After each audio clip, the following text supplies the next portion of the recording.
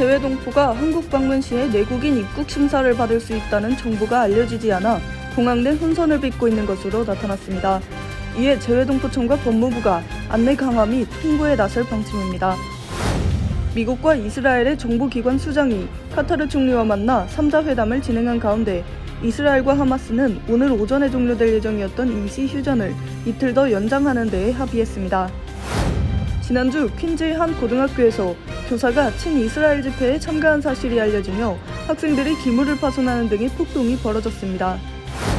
바이든 대통령은 공급망 회복위원회의 첫 회의를 열고 공급망 강화 조치 30개를 발표했습니다. 필수 의약품을 미국 내에서 더 많이 생산하도록 국방물자생산법을 발동하겠다고 밝혔습니다.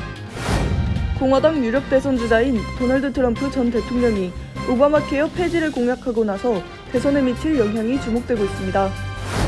뉴욕 매츠 구단주가 시티필드 옆 80억 달러 규모의 카지노 건설을 추진 중인 가운데 인근 주민들이 반대 시위 집회를 이어갔습니다. 뉴욕시경은 오늘 오전 뉴욕시 브롱스에 위치한 한 아파트에서 지난 주말 발생한 칼부림 사건으로 인해 5세 남아를 포함해 3명이 사망했다고 밝혔습니다.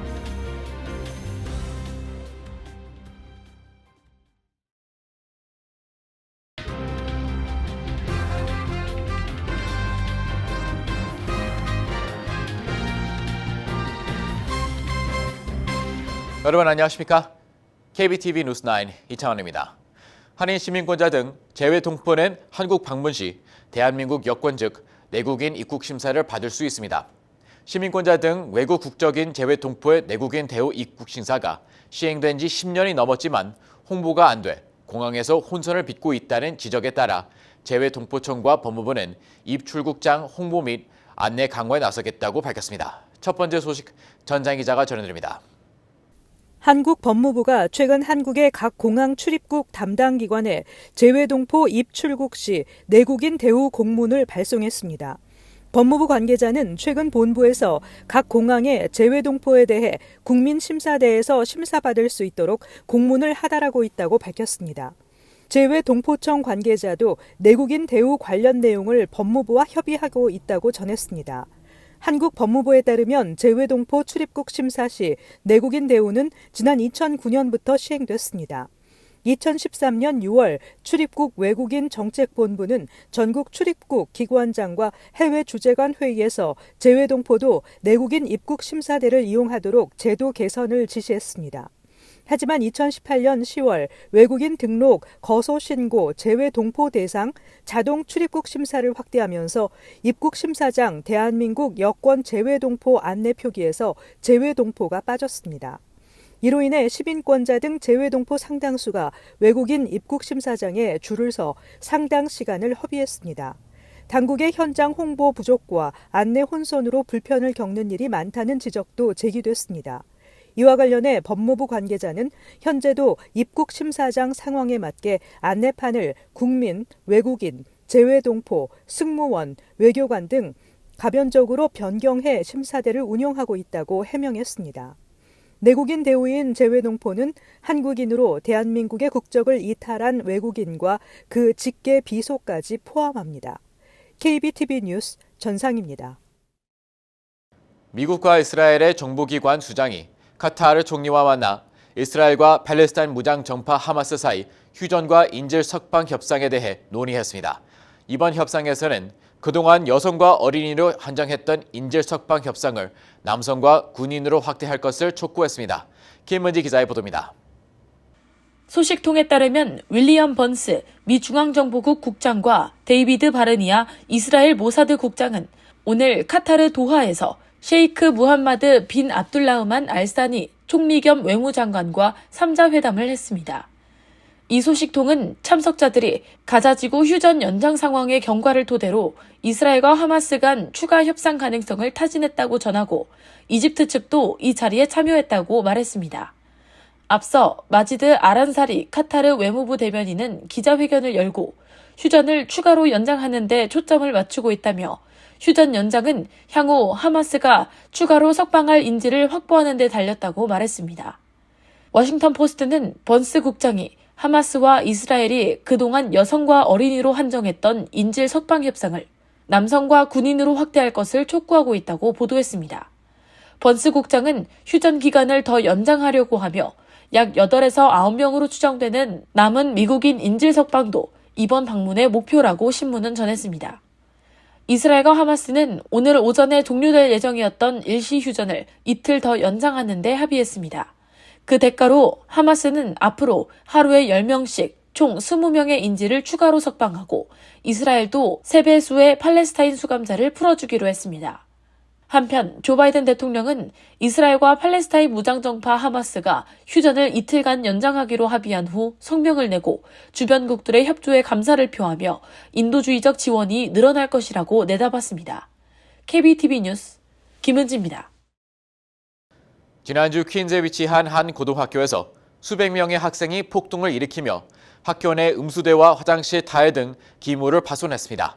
학생들은 SNS를 통해 해당 학교에 재직 중인 교사가 친이스라엘 집회에 참가한 사실을 확인한 뒤 팔레스타인 국기를 흔들며 학교 복도에서 2시간 가까이 폭동을 이어간 것인데요. 해당 교사는 두려움에 떨려 했고 일부 학생은 정학 처분을 받았습니다.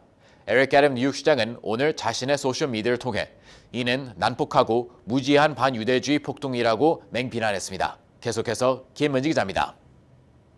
지난주 퀸즈 힐크레스트 고등학교에서 한 교사가 이스라엘 지지 시위에 참석한 것이 알려지자 수백 명의 학생들이 팔레스타인 깃발을 흔들며 2시간 가까이 학교 복도를 점거하고 폭동을 일으켰습니다. 이에 에릭 애덤스 뉴욕시장은 자신의 소셜미디어 X를 통해 이는 명백한 폭동이며 반유대주의의 사악한 쇼라고 맹비난했습니다. 이어 폭동은 단순하고 무식한 발상과 증오로 시작되며 이는 그 어떤 교육기관에서도 용납되지 않는 방법이라고 규탄했습니다. 시위에 참가했던 교사는 해당 학교에서 7년간 근무해온 보건교사로 이스라엘을 지지하는 시위에 참석한 사실을 SNS에 올리며 알려졌습니다. 이에 수백 명의 고등학생들이 팔레스타인 국기를 흔들며 교사를 위협하고 교사는 사무실로 숨어 문을 잠근 채 공포에 떨어야 했습니다. 당시 폭동 수준의 시위 영상을 보면 학교 복도에 있던 음수대가 파손되고 화장실 타일까지 다 부서지는 등 폭력 시위가 이어졌습니다. 폭동 시위를 벌인 일부 학생들은 이스라엘 편에 선 교사를 받아들일 수 없다며 구호를 외쳤습니다. 힐크레스트 고등학교에 재학 중인 9학년 학생에 따르면 이 학교 보건교사가 이스라엘 지지 현수막을 들고 시위에 참여한 사진이 SNS상에 공유됐고 팔레스타인을 지지하는 학교 재학생 수백 명은 학교 복도로 뛰쳐나와 교사의 퇴진을 요구하고 욕설을 퍼부으며 2시간여 동안 팔레스타인 지지 구호를 외쳤습니다. 해당 학교 측은 성명을 내고 전교생 2,500명이 재학 중인 우리 학교에서 수백 명이 이 같은 폭동 시위를 벌였다는 자체에 충격을 금치 못하고 있다며 학교는 이번 사태를 심각하게 모니터링하고 있고 교사를 상대로 한 위협이나 그들의 사상을 비판하는 폭동을 일으키는 학생에 대해서는 관용을 베풀지 않을 것이라고 전했습니다. 이어 이번 폭동 시위에서 기물 파손 등 폭력을 자행한 일부 학생들에 대해 이미 정학 처분을 내린 상태라고 밝혔습니다. 피해 교사는 언론사 인터뷰를 통해 뉴욕시 공립학교에서만 23년을 교사로 근무해왔으며 지난 7년을 뉴욕 퀸즈 힐크레스트 고등학교에서 일해왔다고 밝혔습니다. 이어 모든 학생들의 건강과 지역사회를 지지하기 위해 힘써왔지만 이번 폭력 사태로 극심한 공포를 겪었으며 아직도 트라우마가 남아있다고 전했습니다. KBTV 뉴스 김은지입니다. 조 바이든 행정부가 공급망 강화 드라이브에 박차를 가하고 있습니다. 대통령은 국가 안보에 필요하다고 판단되는 필수 의약품의 미국 내 생산 확대를 위해 국방 물자 생산법을 발동하겠다고 밝혔습니다. 공급망 확보의 대상이 첨단 기술을 넘어 필수 의약품까지로 확대되는 것입니다. 전상 기자가 전해드립니다. 백악관에 따르면 바이든 대통령은 공급망 회복위원회 첫 회의를 열고 공급망 강화 조치 30개를 발표했습니다.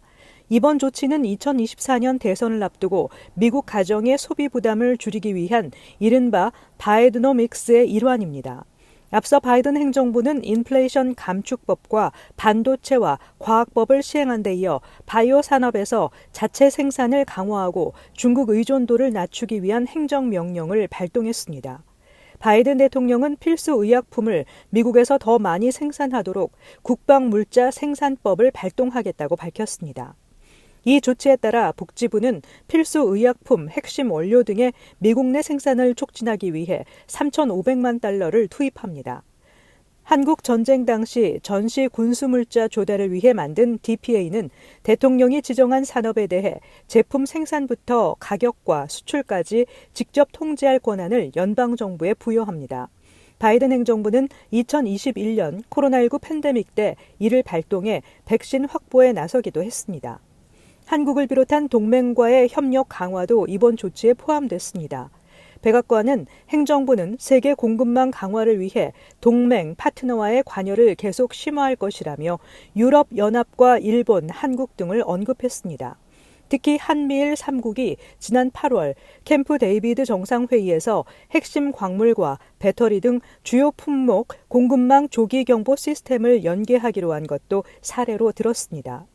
바이든 대통령은 공화당은 기업들이 저렴한 노동력을 찾아 전 세계로 돌아다니고 그곳에서 생산한 제품을 미국으로 다시 수입하던 나쁜 옛날로 돌아가고 싶어 한다며 우리는 그런 일이 일어나도록 놔두지 않을 것이라고 말했습니다.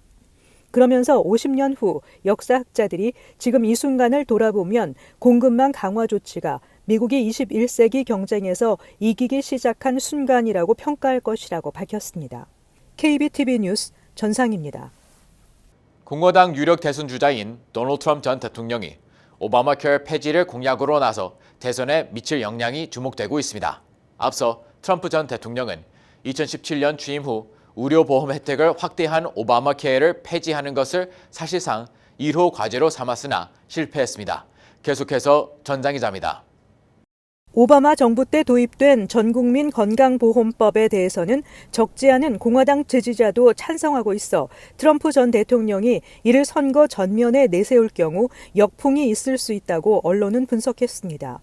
트럼프 전 대통령은 소셜미디어 트루스 소셜에 올린 글에서 오바마 케어는 통제 불능인데다 좋은 의료 서비스도 아니라며 자신이 심각하게 대안을 찾고 있다고 밝혔습니다. 공화당은 2017년 연방의회에서 오바마 케어 폐지 입법을 시도했지만 무산됐으며 오바마 케어 폐지 소송도 나섰으나 이 역시 실패했습니다. 2016년 대선 때에는 오바마 케어에 대한 지지율이 42%였지만 공화당이 폐지 방침을 공식화한 뒤인 2017년 4월에는 55%가 오바마 케어를 지지했습니다. 보수 성향인 팍스뉴스가 2020년 말 진행한 조사에서는 64%가 오바마 케어 유지에 찬성했으며 반대는 32%에 그쳤습니다. 이 조사에서는 공화당 응답자 가운데 32%가 오바마 케어 유지에 찬성했습니다. 이런 이유로 공화당은 최근 선거에서 오바마 케어 폐지 문제를 전면화하지 않고 대신 범죄, 이민, 경제 문제 등에 집중하고 있습니다. 바이든 캠프에서는 트럼프 전 대통령의 오바마 케어 폐지 발언에 반색하는 분위기입니다. 아마르 무사 바이든 캠프 대변인은 미국 국민 4천만 명 이상이 전국민 건강보험법 덕분에 현재 건강보험을 갖고 있다며 트럼프가 집권하면 미국은 수백만 명의 사람들이 건강보험을 잃게 될 것이라고 전했습니다. 한편 CBS 뉴스는 미국에서 이제 무보험자들뿐만 아니라 각종 건강보험을 갖고 있어도 의료비를 감당하기 어려운 시대를 겪고 있다고 보도했습니다. 조사 결과 미 국민들의 50% 이상이 건강보험을 갖고 있어도 의료비를 감당하지 못하고 있어 40%는 진료나 치료, 처방약을 늦추거나 건너뛰고 있어 건강이 악화되고 있는 것으로 나타났다고 보도했습니다. 전체의 30% 이상은 의료비 빚까지 늘어나고 있는 것으로 나타났습니다. 직장 의료보험을 갖고 있는 근로자들이 43%로 그나마 제일 낮은 반면 오바마 케어나 민간보험 등 개인보험을 보유하고 있는 미국민들은 57%로 크게 높아지는 것으로 조사됐습니다. KBTV 뉴스 전상입니다. 뉴매치 구단주인 스티븐 코언이 시티필드 옆에 80억 달러 규모의 카지노 건설을 추진 중입니다. 하지만 인근 주민들은 카지노가 들어설 경우 술과 마약 등으로 치안이 불안해질 것이라며 반발 시위를 이어가고 있습니다. 하지만 건설사 측은 지역 경제 발전과 일자리 창출에 큰 도움이 될 것이라는 입장으로 찬반 의견이 팽팽히 갈리고 있습니다. 보도에 정지영 기자입니다.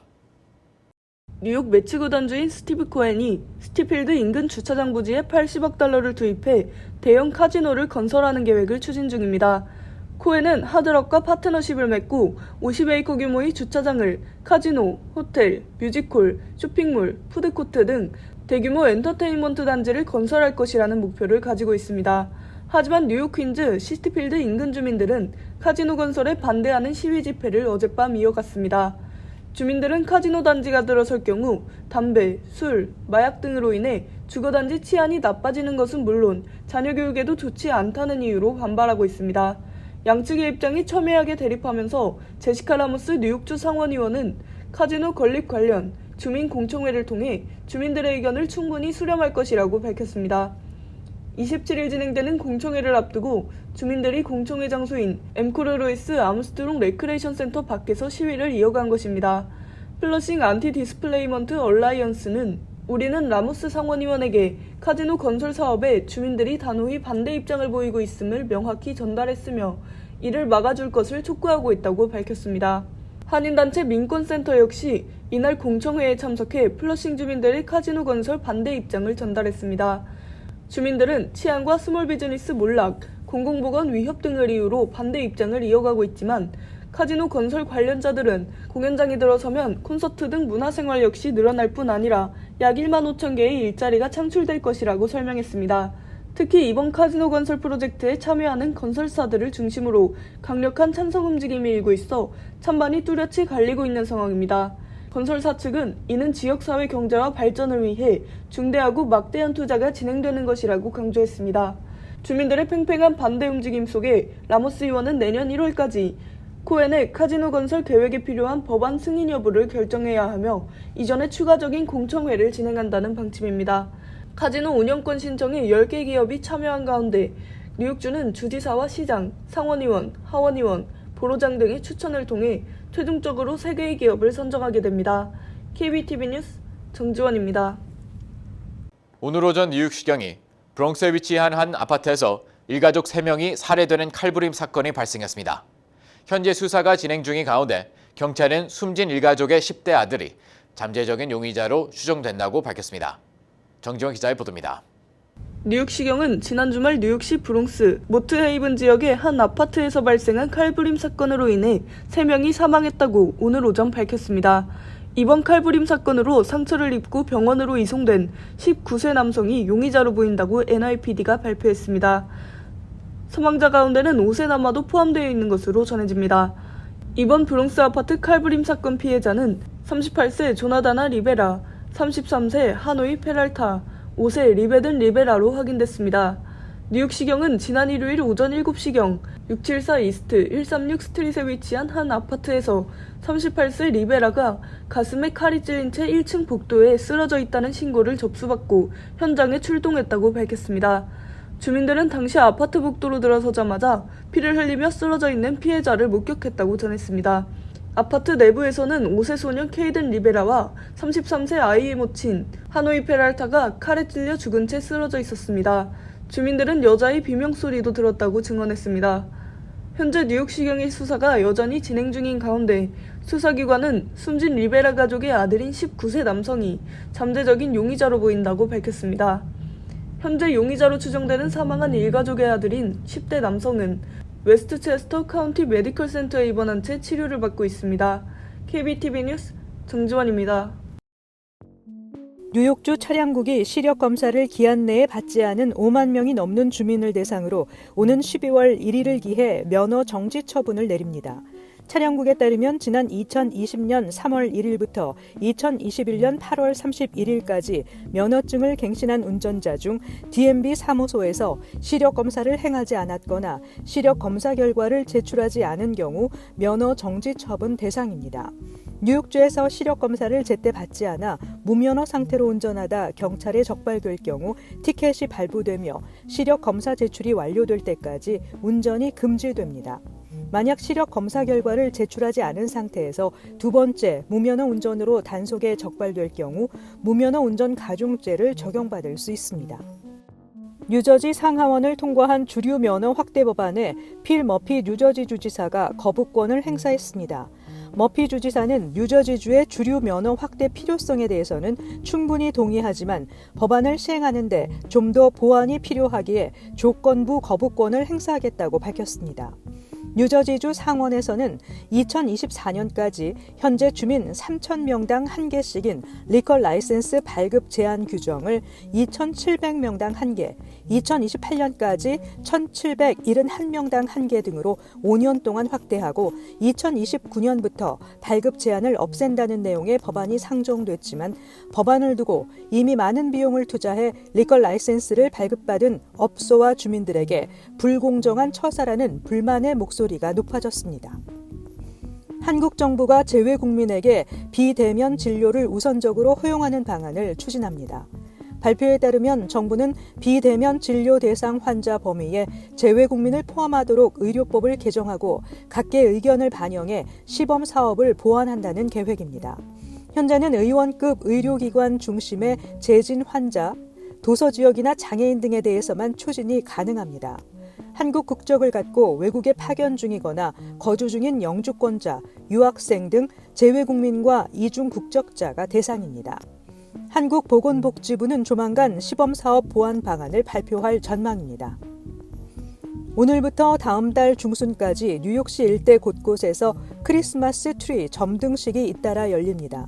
우선 맨하탄 다운타운 사우스 스트리트 시포트에서는 오늘 오후 6시 트리 점등식을 개최했습니다. 브라이언 파크 윈터 빌리지에서도 오늘 불을 밝혔습니다. 뉴욕의 가장 대표적인 락커펠러 센터 크리스마스 트리 점등식은 내일 오후 7시에 열립니다. 올해로 91회째를 맞는 락커펠러 센터 점등식에는 5만여 개의 화려한 조명과 스와로브스키 별이 함께 크리스마스 분위기를 물씬 풍길 예정입니다. 퀸즈에서는 다음 달 2일 퀸즈 식물원에서 오후 12시부터 5시까지 점등식에 앞서 할러데이 마켓 등 지역 주민들을 위한 다채로운 연말 행사가 함께 열립니다. 다음 날인 3일 베이사이드 롱아일랜드 레일로드역 앞에서 오후 3시 30분부터 5시까지 트리 점등식이 개최됩니다.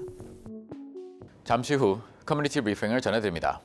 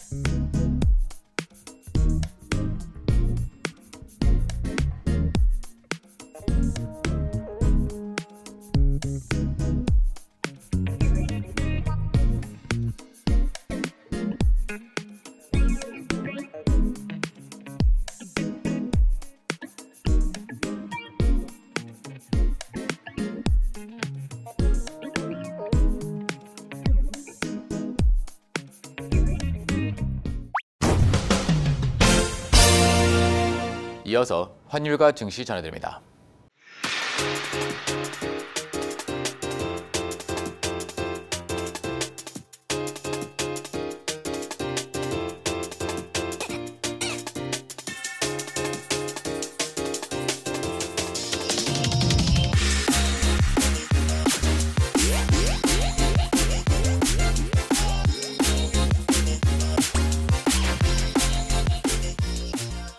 잠시 후 뉴욕과 뉴저지 날씨 전해드립니다.